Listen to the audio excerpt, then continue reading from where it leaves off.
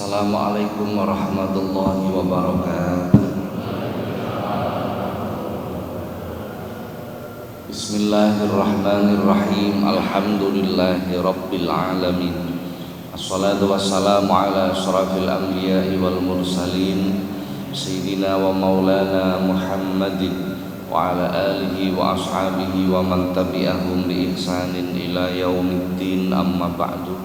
Ila hadratin nabiyil mustafa Muhammadin sallallahu alaihi wasallam wa alihi wa ashabihi wa dhurriyyatihil kiram wa ila jami'i baqiyatus sahabati wa tabi'in wa syuhada'i was salihin wal ulama'il amilin wa musannifin wa muallifin wa jami'il malaikatil muqarrabin wa sadatina sufiyatil muhaqqiqin khususan ila sultanil awliya As-Sayyid Muhyiddin Abdul Qadiril Jilani Asairil awliya illah wal awliya tis'ah wa ummahatina wa abaina wa ajdadina wa jaddatina wa masyayikhina wa asatidina wa muallimina wa dawil hukukil wajibati alaina wa alal hadirina fi majlisina hada khususan ila man fataha hadhil qaryah wa khususan ila muallif hadzal kitab Asy-Syaikh Al-Imam Jalaluddin bin Kamaluddin As-Suyuti radhiyallahu anhu. Sayulillahi lahumul Fatihah.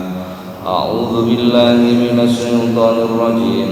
Bismillahirrahmanirrahim. Alhamdulillahi rabbil alamin. Ar-Rahmanir Rahim. Maliki yaumiddin. Iyyaka na'budu wa iyyaka nasta'in. Ihdinas siratal mustaqim. Siratal ladzina an'amta 'alaihim ghairil maghdubi 'alaihim waladdallin. Amin. Para jamaah, alhamdulillah pagi hari ini kembali kita dipertemukan oleh Allah Subhanahu wa taala di dalam majelis yang penuh dengan keberkahan ini.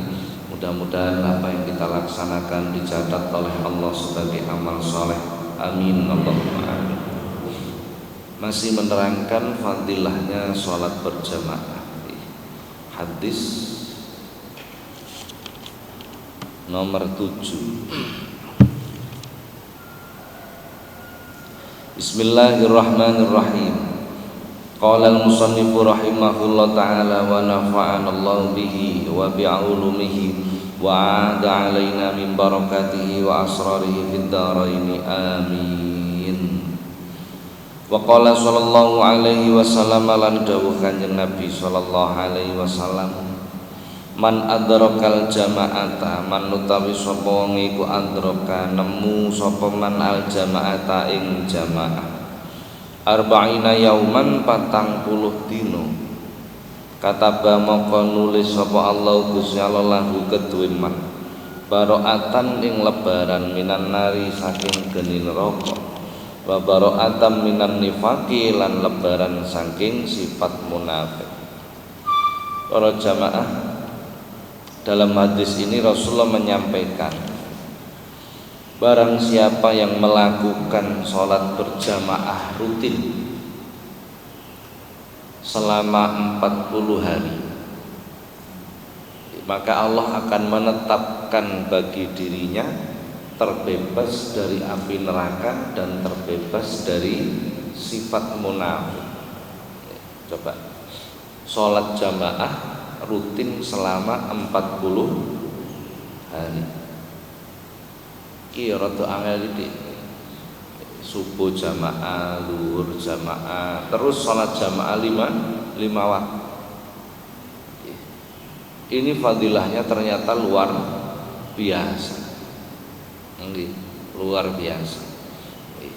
Orang seperti ini maka akan ditetapkan oleh Allah baro'atan minan nar, terbebas dari api neraka.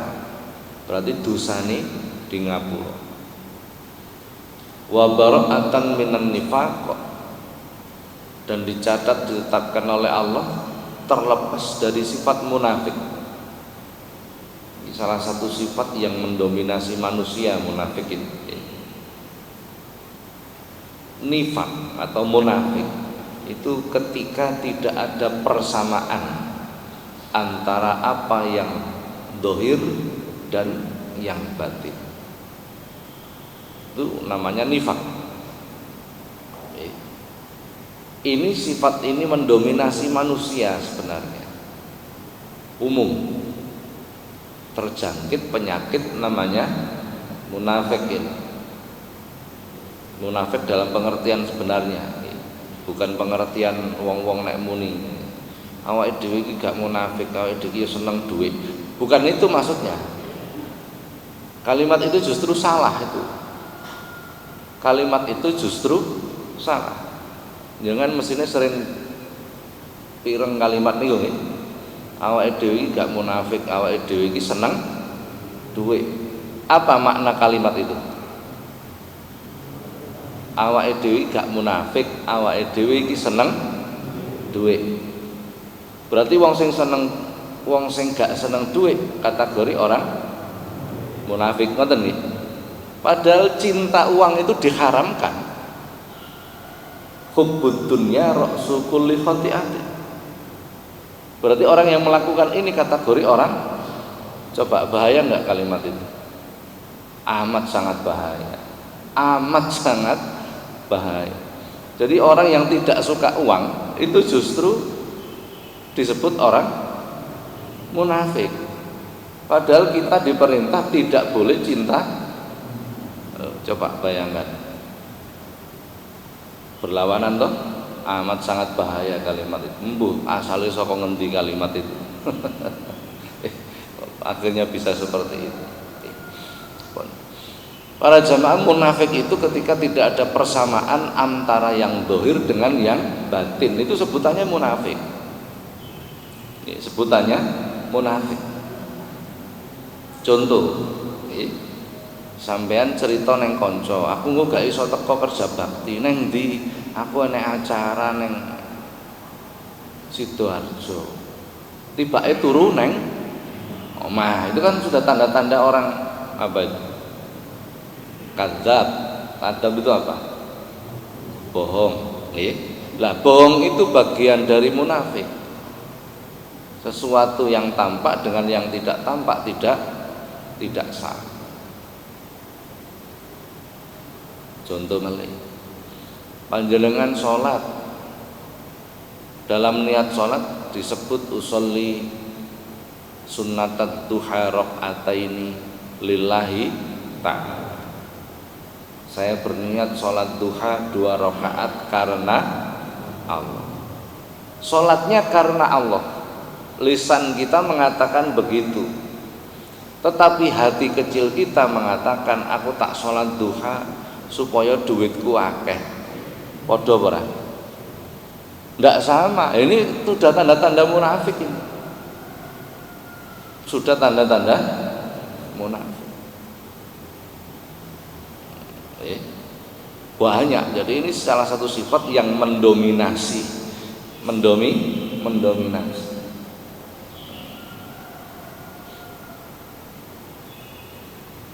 Kita diberi oleh Rasulullah senjata yang paling ampuh, namanya doa.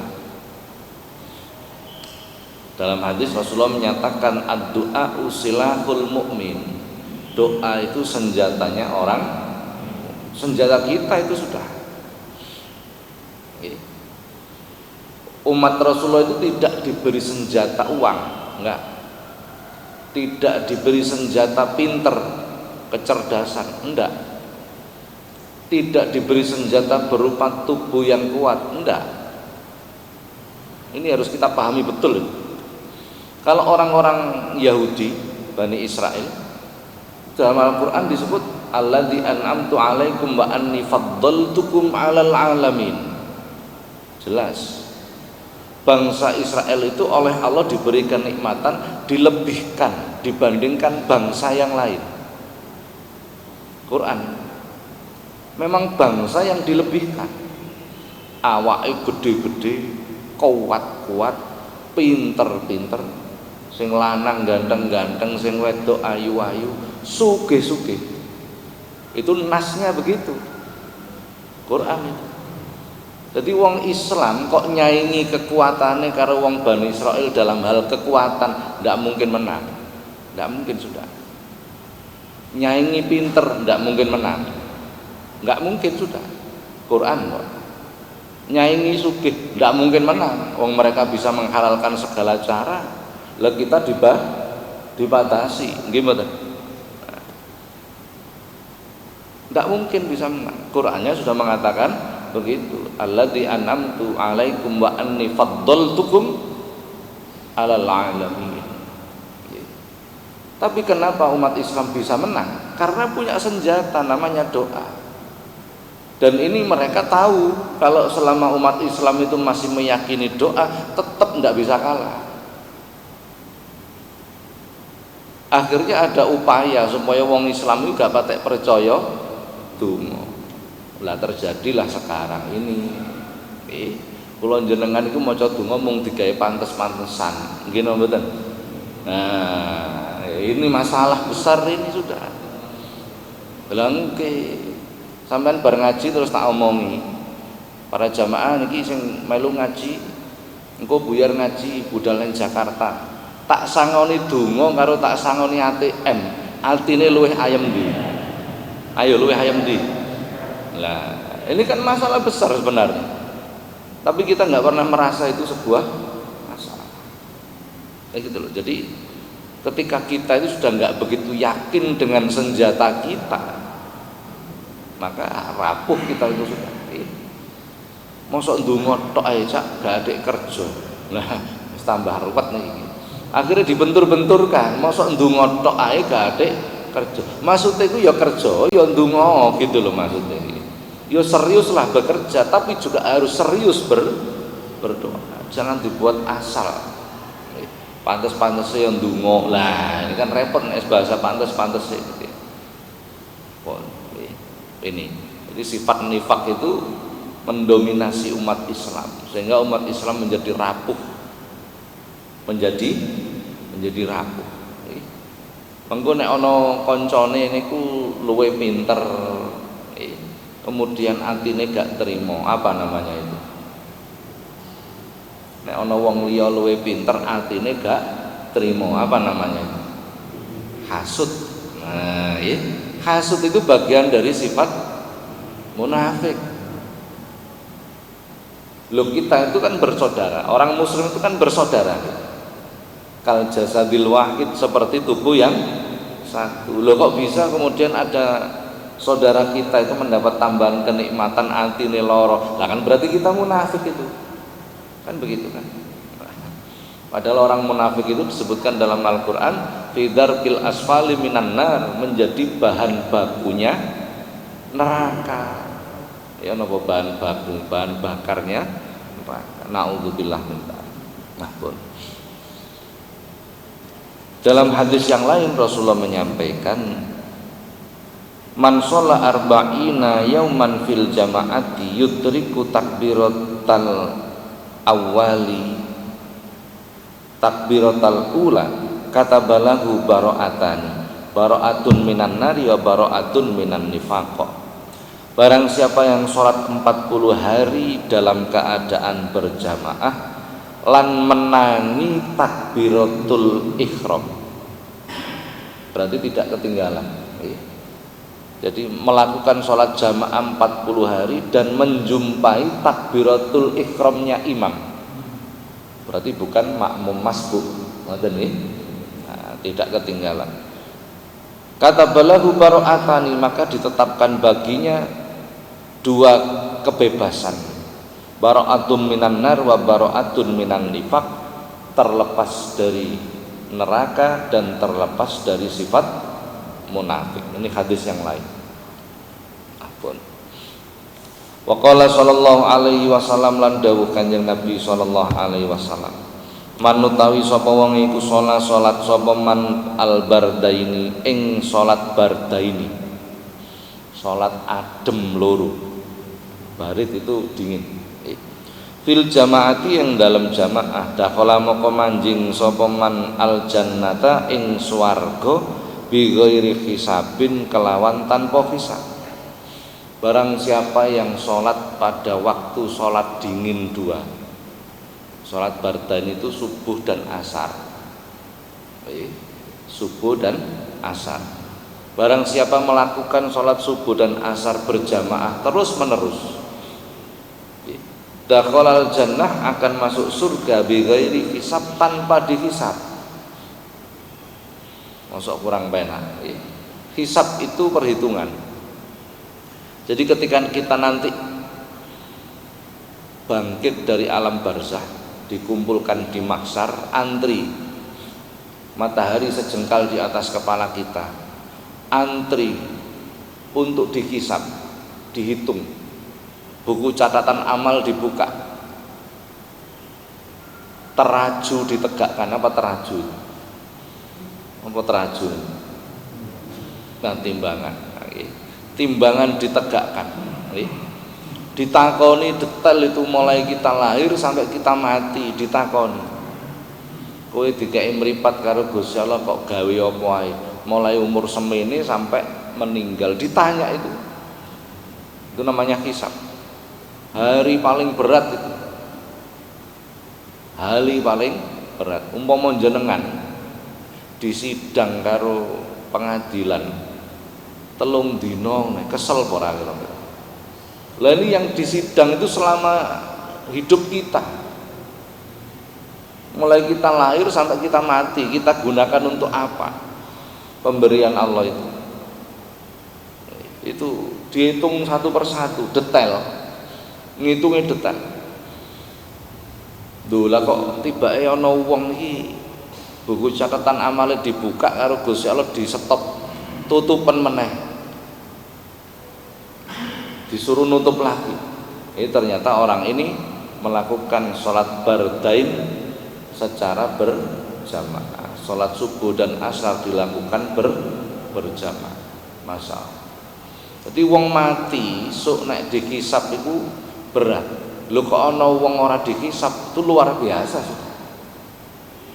Jadi orang yang masuk surga tanpa hisab itu banyak, bukan hanya orang mati syahid saja.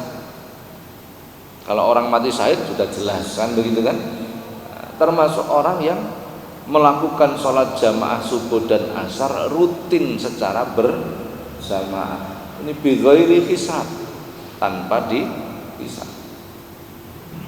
Masya Allah, ini kemudahan yang diberikan kepada kita. Subuh insyaallah saged kula Pak, asar niku rada angel.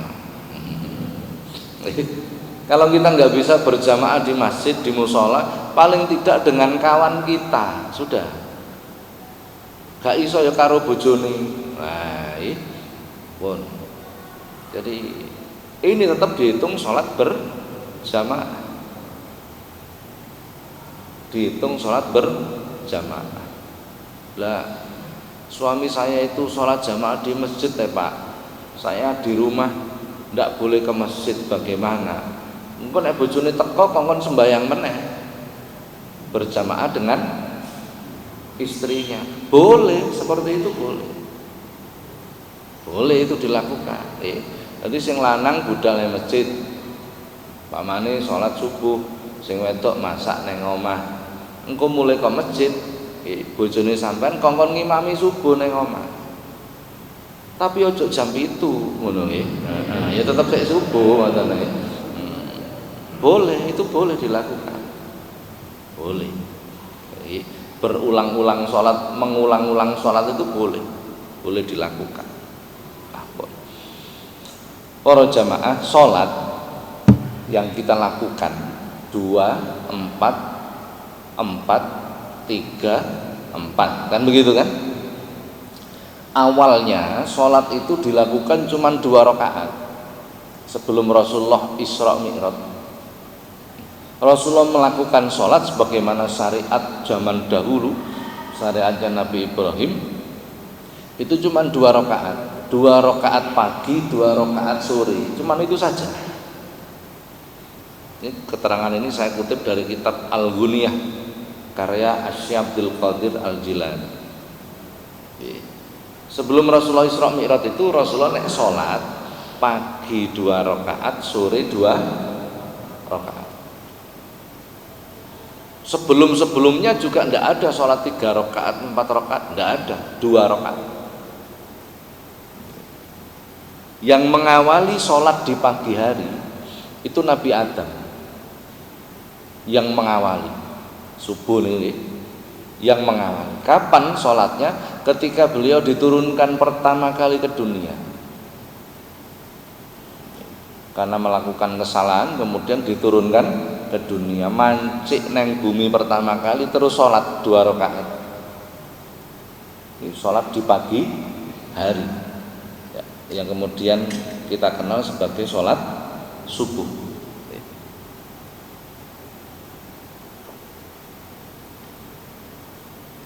Kemudian Nabi Ibrahim ketika dibakar oleh Raja Namrud, kemudian diberi keselamatan oleh Allah. Api yang membakar itu karo Gusti Allah didhawuhi, ya naru kunni bardan wa salaman ala Ibrahim. Api yang bersifat panas itu karena diperintah oleh Allah seperti itu menjadi enggak panas. Zaman luar biasa itu. Nabi Ibrahim itu seorang nabi yang pengalaman spiritualnya begitu banyak. Diobong tahu, kan begitu kan? Diperintah beleh anak tahu, diperintah sunat tahu. Coba bayangkan, Nabi Ibrahim usia 80 tahun turun perintah sunat, durung ngerti carane sunat piye, urung ana dokter. Coba Anda bayangkan bagaimana caranya. Lala kita kan tinggal mengikuti saja, ya wis penak, kan ngoten nggih. Wah, akhirnya golek watu sing landhep untuk khitan. Sapa sing nyunat disunat dhewe? Ayo, kira-kira sampean iso nglakoni niki ora? Nah, legrek ra karo-karuan sampean iki. Ini syariatnya khitan pertama kali Nabi Ibrahim. Jadi pengalaman beliau itu banyak sekali. Dikon beleh anak, dibeleh anaknya. Nuwun sewu. Itu bukan kok terus pisaunya belum menyentuh, bukan, pisau itu sudah dihujamkan ke leher putranya. Wis mancep, ladinge iki diperintah karo Gusti Allah, lading ketul. Prei iki dihujamkan iki mboten, tidak melukai sedikit pun leher Ismail. Subhanallah, tadi kekuasaan Allah ditunjukkan betul itu. Nabi Ibrahim cemplungke nang gone pundi diobong nih. Genine karo Gusti Allah didhawuhi dadi adem. Jadi seorang nabi yang pengalaman spiritualnya begitu banyak. Ringkasan cerita, Nabi Ibrahim diobong rapopo, selamat. Kemudian keluar setelah dibakar itu dia melakukan sholat 2 rakaat di siang hari, yang kemudian hari kita menyebut sebagai sholat duhur karena di siang hari. Jadi sembahyang duhur pertama kali Nabi Ibrahim bukan 4 rakaat, 2 rakaat, berubah menjadi 4 rakaat itu setelah Rasulullah Isra Mi'raj itu. Kemudian yang melakukan sholat asar pertama kali, sholat di waktu sore, itu Nabi Yakub. Jadi ketika Nabi Yakub itu putranya yang bernama Yusuf karo dulur-dulurnya digurune sumur, kan begitu ceritanya nih. Ya, kemudian saudaranya ini bercerita ke bapaknya, nek Yusuf ini dimakan serigala, kan begitu. Niki serigalane Pak, kula pateni. Niki sing mateni adik Yusuf. Nabi Yakub susah nih. Kemudian melakukan sholat di sore hari 2 rakaat yang kemudian kita kenal sebagai sholat asar. Jadi Nabi Yakub itu sholat di sebelah bangkai serigala ini. Bar salat terus ndonga. Bar ndonga terus bangkai serigala niku mau ditakoni karo Nabi Yakub itu. Ayuhadzibu aakalta waladi Yusuf. Wahai serigala, apakah benar engkau telah memakan anakku Yusuf? Biidznillah, dibu niki mau, dibu niku serigala. Beda nggih. Di'bu karo kalbu niku beda. Kalbu karo kolbu ya beda. Di'bu niku serigala, kalbu itu anjing. Kalau kolbu hati. Nanti hati-hati nggih. Kita dalam kalbu asu itu berarti ya. Nah, kalau kolbu hati. Hati-hati ya. Kalbun nah itu artinya anjing.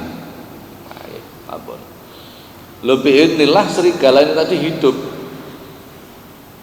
Ditakoni Nabi Yakub ngoten niku terus urip niki serigala niku. Terus nyauri, apa nyauri? Semaur, menjawab, menjawab.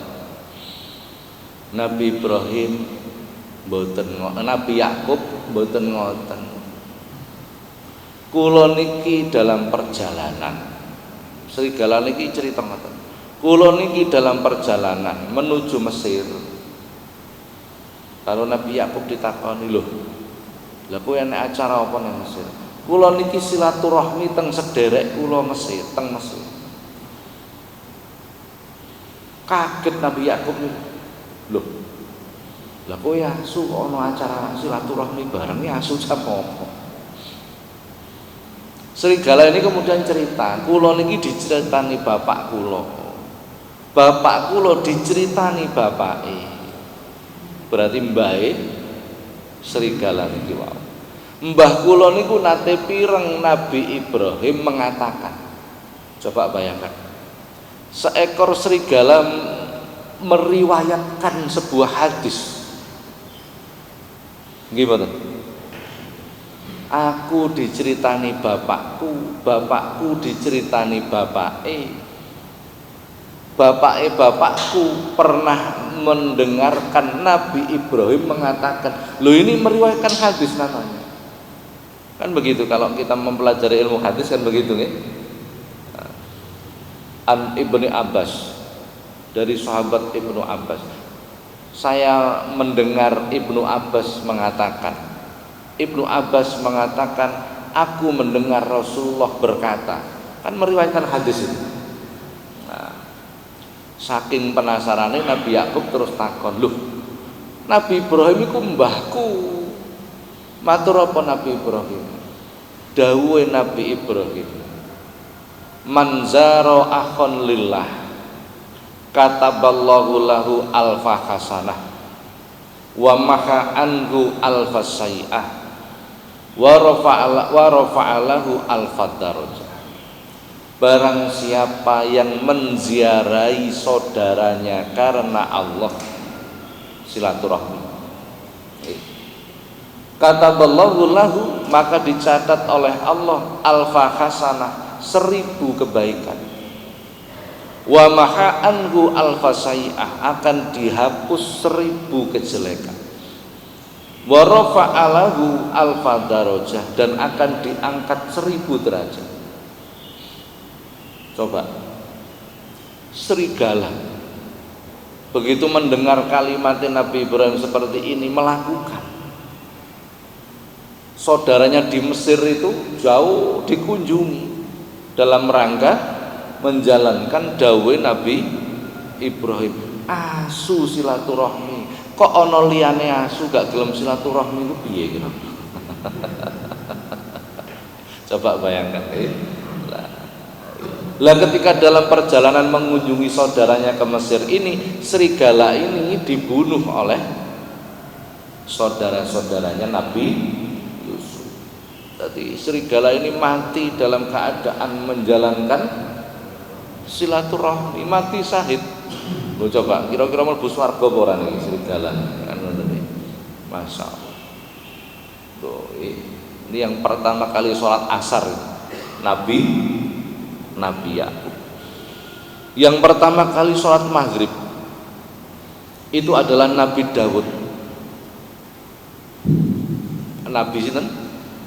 Nabi Daud. Ketika diberi kemenangan melawan sinten jenenge? Jalut. Nah, maka beliau melakukan sholat 2 rakaat di waktu maghrib. Kemudian yang kita kenal sebagai sholat sholat maghrib. Yang pertama kali melakukan sholat isya itu adalah Nabi Yunus. Setelah beliau keluar dari ikan. Jadi Nabi Yunus itu suatu ketika berdakwah di kaumnya, sebulan, 2 bulan, setahun, 2 tahun, 10 tahun, 20 tahun, tidak satu pun kaumnya itu ada yang percaya. Coba, begitu berat ujian para nabi itu, berpuluh-puluh tahun tidak satu pun kaumnya percaya. Mau kula jenengan wis jelas pedote lah.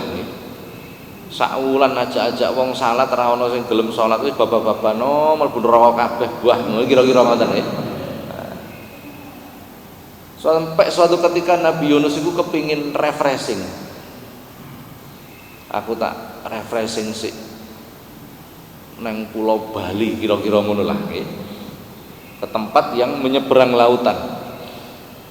Sambil rencananya untuk introspeksi diri apa yang harus dilakukan. Rencananya begitu, bukan putus asa, bukan, kepingin refreshing dulu untuk ngoreksi apa kekurangannya. Nah, ketika naik perahu nyabrang, berarti bae gak diolehi karo Gusti Allah, perahunya bocor. Menurut adat, bila perahu itu bocor, itu ada seorang budak yang melarikan diri. Akhirnya karo sing duwe kapal diundi. Lho ngono tibane ya Nabi Yunus. Akhirnya Nabi Yunus ini dibuang ke laut karena dianggap budak yang melarikan diri. Barulah Nabi Yunus itu menyadari, iya aku iki budake Gusti Allah yang melarikan diri dari perintah Allah. Padahal gak putus asa, mek kepingin refreshing ngono tok. Kepingin refreshing. Kira-kira kula jenengan bolak-balik refreshing apa ora? Untung gak dijegurno segoro nih. Alhamdulillah. Kan begitu kan?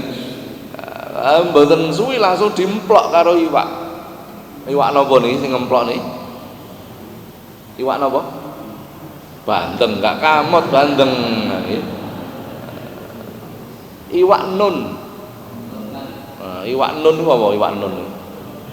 Wis pokok iwak nun ngono wae lah, padha gak ngerti nih apa nun iki. Ikan yang besar. Secara logika kok ana wong dimplok iwak. Kira-kira bagaimana? Habis lah. Nabi Yunus ini di dalam perut ikan, sebagian riwayat menyebut 40 hari. Sebagian riwayat menyebut 7 hari. Wis gak usah ngomong 7 dina lah, sedina wae. Piye kira-kira dimplok iwak. Nang jero wetenge iwak niki Nabi Yunus kemudian memperbanyak zikir kepada Allah. Membaca doa, napa dungane? Napa dungane? Allahumma barik lana la ilaha illa anta subhanaka inni kuntu minadh dhalimin. La ilaha illa anta, tidak ada Tuhan selain Engkau. Kalau kita jagongan hidup depan dengan teman kita, maka kita akan mengatakan, kamu akan kemana? Ngoten nggih. Atau kita mengatakan di hidup depan, dituting koncone, dia mau kemana? Mosok ngoten? Mboten, mesti mengatakan kamu, nggih napa mboten? Karena berhadapan. Kalau orangnya tidak berhadapan, rencang jenengan teng omah, jenengan ngomong-ngomong karo kanca liyane, panjenengan mesti mengatakan dia. Orangnya tidak di tempat, ngoten nggih. Nah. Atau menyebut nama. Budi arep nendi, mama jenenge Budi kan ngoten nggih. Berarti orangnya tidak di tempat. Ketika kita membaca la ilaha illallah, tidak ada Tuhan selain Allah, berarti Allah ini dhamir ketiga, orangnya tidak di tempat. Tapi kalau kita membaca la ilaha illa anta, tidak ada Tuhan selain engkau, berarti di mana Allah? Di mana? Di hadapan kita. Bener nggak? Kalimat ini kira tuh angel, berarti di hadapan kita. Wah, ini berarti zikir yang kelas tinggi. La ilaha illa anta, tidak ada Tuhan selain engkau. Kita berhadapan dengan. Jadi kalau belum berhadapan jangan mengatakan engkau. Kalau kita belum merasa berhadapan jangan mengatakan engkau. Keliru. Kan begitu kan? Kalau kita berhadapan maka kita harus mengatakan engkau. Doa dalam tahiyat. At-tahiyatul mubarakatus shalawatut thayyibatu lillah. Assalamu alaika. Keselamatan bagimu, berarti di mana? Di depan kita. Assalamu alaika ayyuhan nabiyyu, wahai nabi. Jadi ketika kita baca tahiyat itu nabi di depan kita. Kalau kita belum merasa di depan nabi, maka jangan mengatakan ka. Abot ora. Berat sholat itu. Makanya tahiyat itu masuk dalam rukun. Para ulama ahli tasawuf itu kalau membaca tahiyat assalamu alayka ayyuhan nabi, bila belum merasa Rasulullah di hadapannya, ini tidak dihentikan, terus diulang assalamu alayka ayyuhan nabi, diulang lagi assalamu alayka ayyuhan nabi, sampai betul-betul merasa Rasulullah di hadapan kita. Nek awake dhewe nglakoni niki sembahyang subuh tok sampai sesuk ora yo marah-marah. Wong atine kotor kan ngoten nggih. Bagaimana masa harus dirubah lafadznya? Keliru merubah lafadz karena ini rukun, wis pokok dilakoni, Pak. Yang penting kita paham bahwa ketika kita mengatakan seperti itu, kita itu hendaknya paling tidak meyakini Rasulullah di hadapan kita. Bentuk kalimatnya loh begitu, bentuk kalimatnya. Nggih. Ampun, balik. Maca la ilaha illa anta subhanaka inni kuntu minadz dzalimin. Tidak ada Tuhan selain engkau, subhanaka maha suci engkau, inni sesungguhnya aku minadz dzalimin termasuk orang-orang yang berbuat zalim.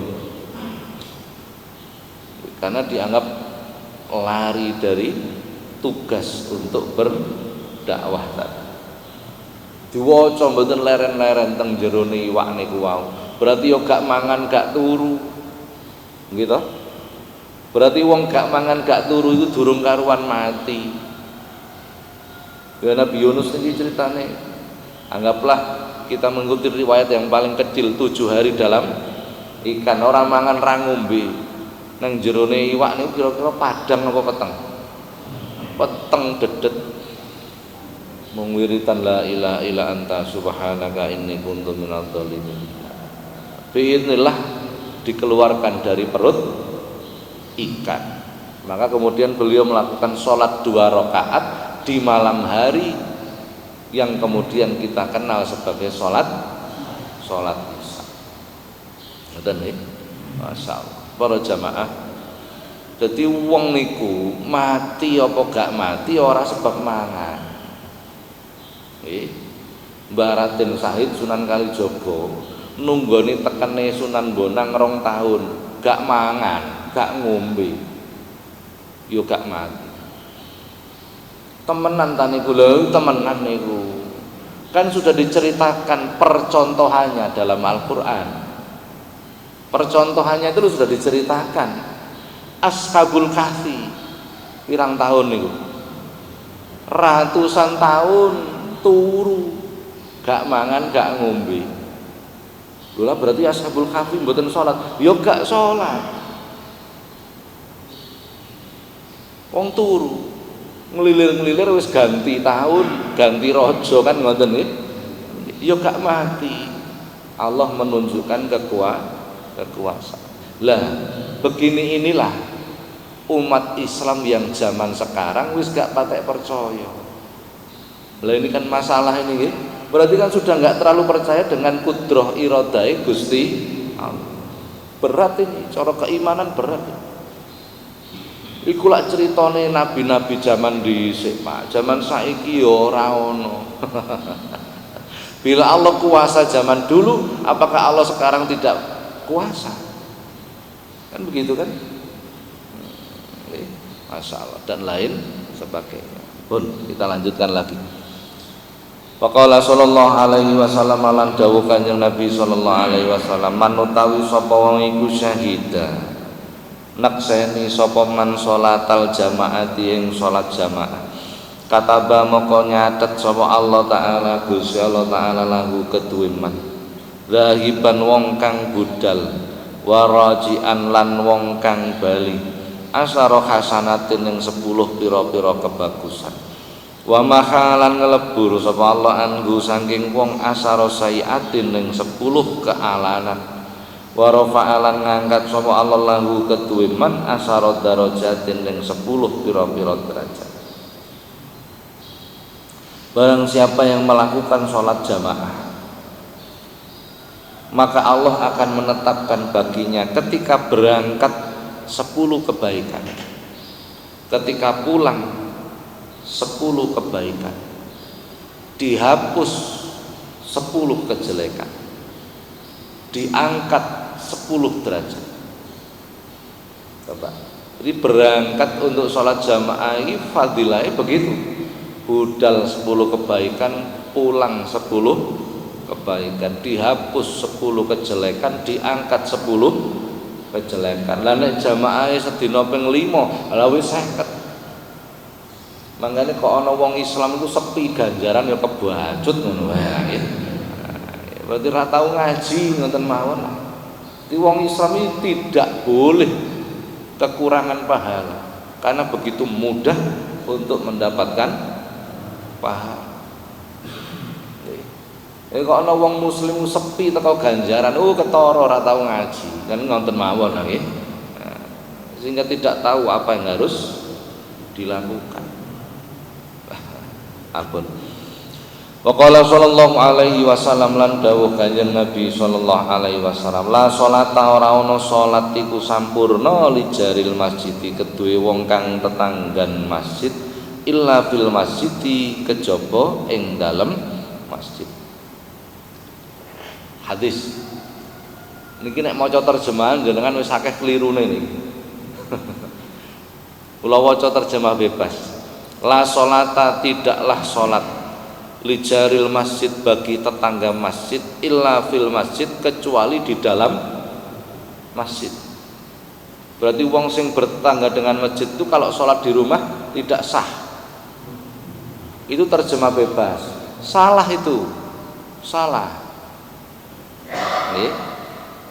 Ini pentingnya belajar ilmu tata bahasa Arab di situ. La sholata tidak sempurna. Artinya begitu nih. Orang yang bertetangga dengan masjid tapi sholatnya di rumah, itu disebut tidak sempurna sholat. Bahkan dalam beberapa keterangan sholat sunnah itu justru lebih utama dilakukan di rumah. Kan begitu keterangan wingi. Nah, panjenengan tarhim tangi, begitu tangi mandi, kemudian sholat fajar 2 rakaat di rumah, bar ngono terus wiridan, baru wiridan berangkat nang masjid karo maca donga doa berjalan menuju ke masjid. Allahumma bihaqqi sa'ilina ilaika wa bihaqqi mamsaya hada. Sampeyan nggih maca donga ngoten? Masa gak percaya aku, koyoke kok kapal ngono. Lah ini sunnah ini, betul. Begitu masuk masjid, metu omah melangkah kaki kiri, kan ngoten nggih? Sunnah itu. Masuk masjid melangkah kaki kanan disertai membaca doa napa? Donga mlebu masjid niku lho. Allahumma ftahli. Lajeng masuk masjid melakukan sholat namanya sholat tahiyatul masjid. Kemudian duduk setelah sholat membaca zikir sambil menunggu adzan subuh. Ngoten kan? Napa sing diwaca kathah? Maca subhanallahil azim, subhanallah wa bihamdih, astagfirullah wa atubu ilaihi, waca ping 100. Kok sik longgar waktune ditambahi la ilaha illallah al malikul haqqul mubin, diwaca ping 100. Kok sik longgar waktune maca sholawat ping 100. Loh, ini sunnah. Begitu wis azan berhenti berzikir, rampung azan terus sholat, namanya sholat qobliyah subuh. Bar sholat qobliyah subuh kemudian membaca zikir lagi sambil menunggu iqamah. Kan ngoten niki zikire suwi. Berarti antara adzan dan iqamah waktu subuh itulah lama.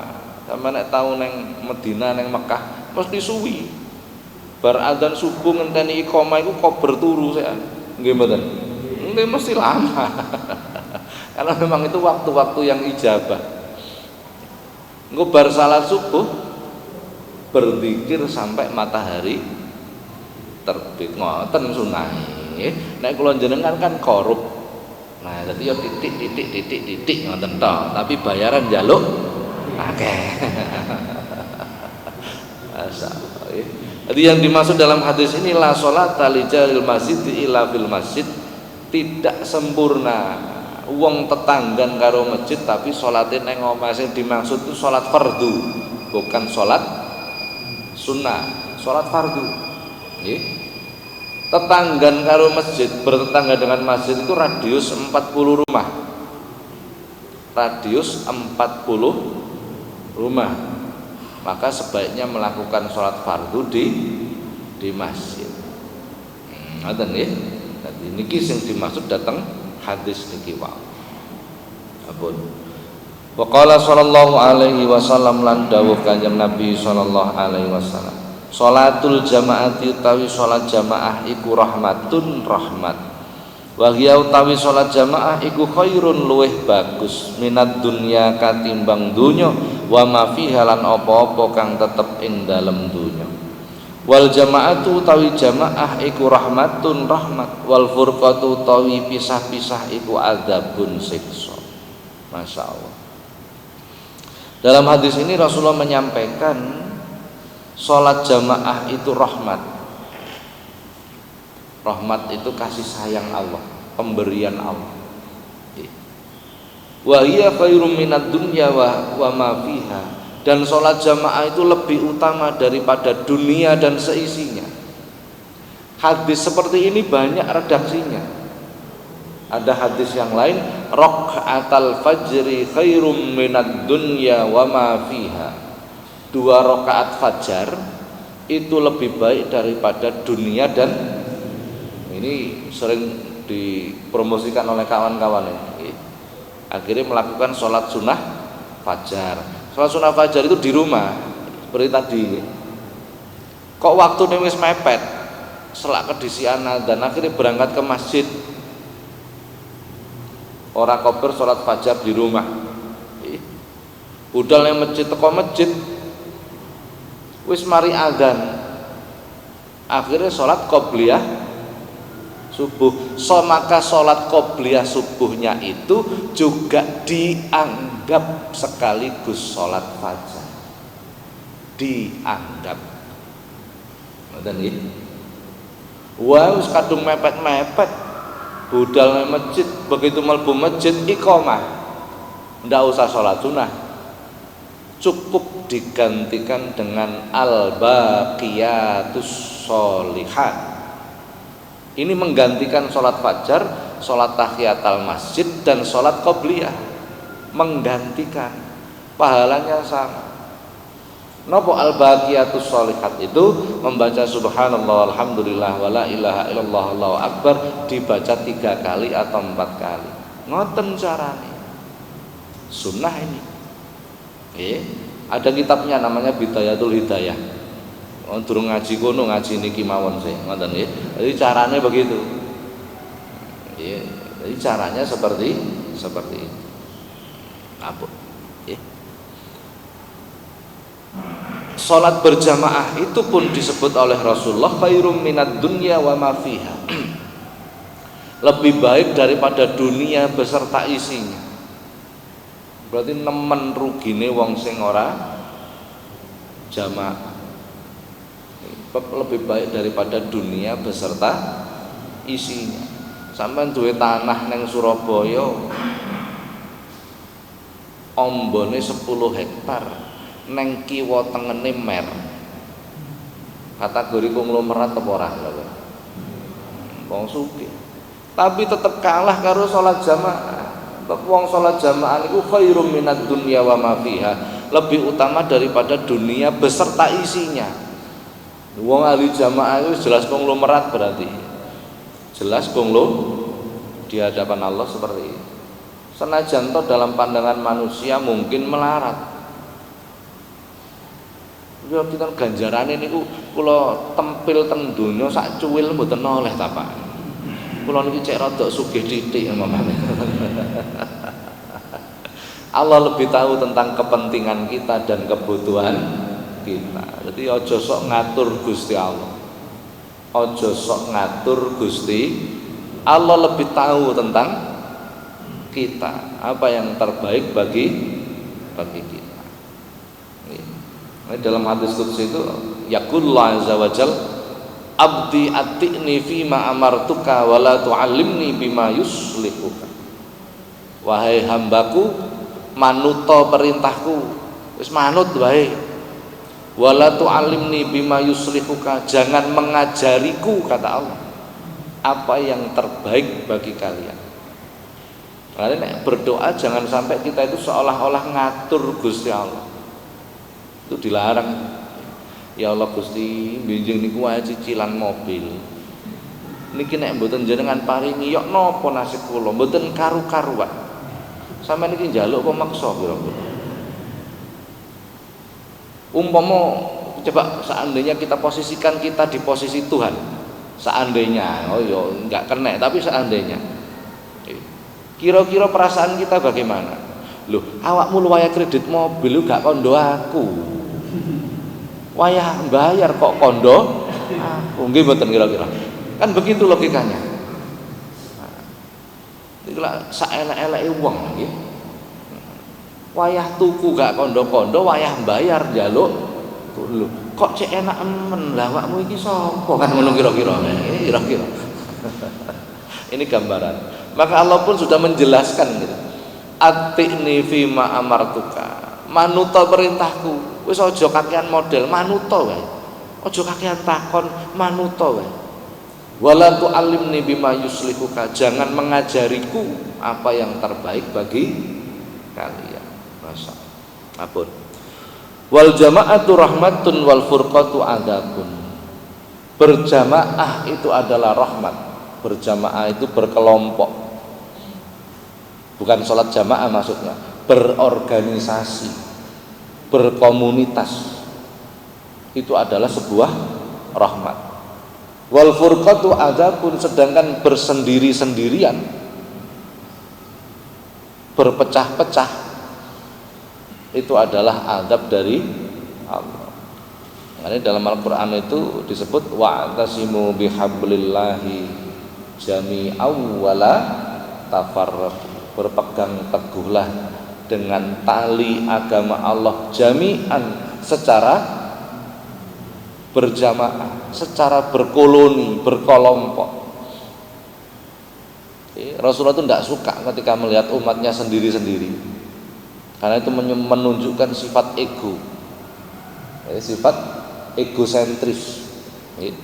Rasulullah selalu suka umatnya itu berjamaah, ngelakoni apa-apa bareng, sholat jamaah, kemudian bangun desa bareng-bareng, jamaah juga kan namanya itu, kerja bakti bareng-bareng kan jamaah juga itu namanya, zikir bareng-bareng, maca Quran bareng-bareng, suka itu Rasulullah.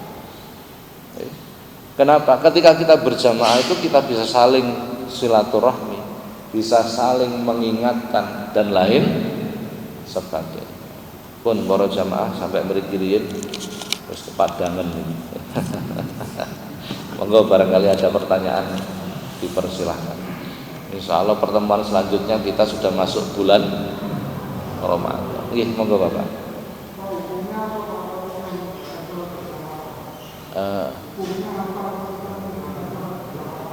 Meninggalkan sholat berjamaah. Bagaimana hukumnya meninggalkan sholat berjamaah? Sholat berjamaah itu hukumnya sunnah muakkadah. Jadi bila meninggalkan sholat berjamaah berarti meninggalkan sunnah.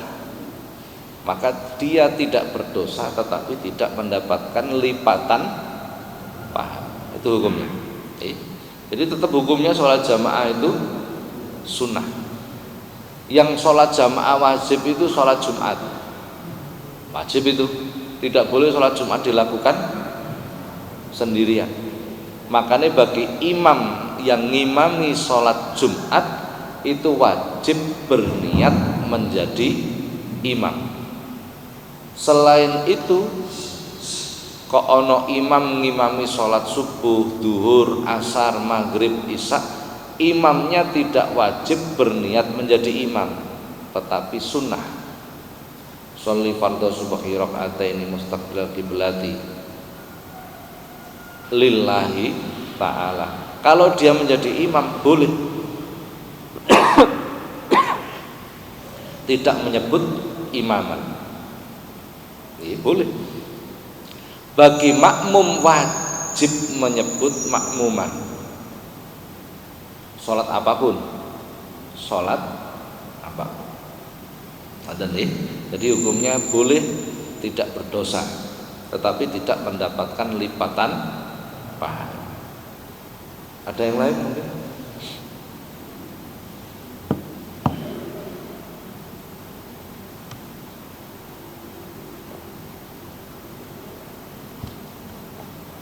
Sampun, ibu-ibu ada yang tanya mungkin? Ibu-ibu sing duwe utang dan nyaur utang. Nggih. Selak ketumpukan utang meneh. Utang Ramadan niku lho nggih. Bapak-bapak ya ngono nek duwe utang ya ndang nyaur. Utang nek bapak kok utang ya kebacut. Pun ngoten riyen nggih. Mugi-mugi manfaat. Al-Fatihah.